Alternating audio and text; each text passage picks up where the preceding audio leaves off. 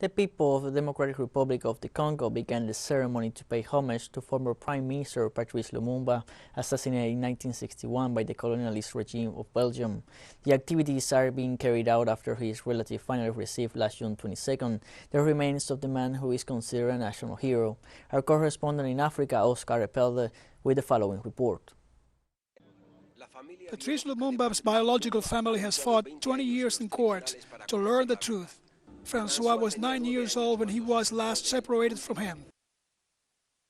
He made us escape to Egypt because he didn't want us to be killed with him.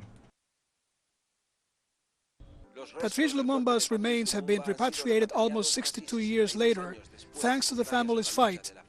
For the first time, the family had the support of a head of state who needs to broaden his electoral base and is counting on all the resources of the state. We are happy, but we will be happier when Lumumba's political program is put into practice. We have no spirit of revenge. We only want the truth and nothing but the truth.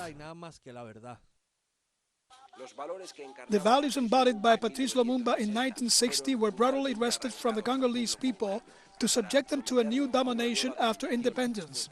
The spirit of André Blouin, Patrice Lumumba's chief of protocol, who influenced his famous speech of June 30, 1960, lives on in the reflection of today's youth in places like this André Blouin Cultural Center in Kintambo Magazine.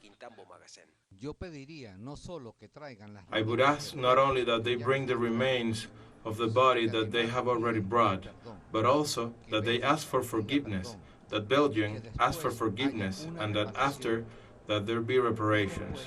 And then we will discover the real story. Why was Patrice killed? They killed him because he had the vision of a better Congo, of a giant Congo, united and in peace. At this cultural center, they maintain that economic domination continues to exist through a political class that should be inspired by the figure of Patrice Lumumba and not be content with personal wealth, but aspire to the common good with solidarity as a weapon to build an independent nation and a good life. Since the war in Ukraine, bread from this large factory in Kinshasa, for example, has become almost twice as expensive. The increase in the price of basic necessities makes life more expensive. And why?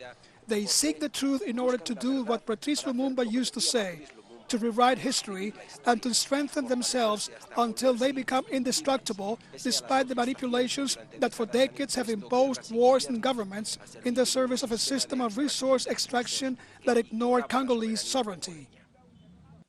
Desde Kinshasa, Oscar Epelde para teleSUR.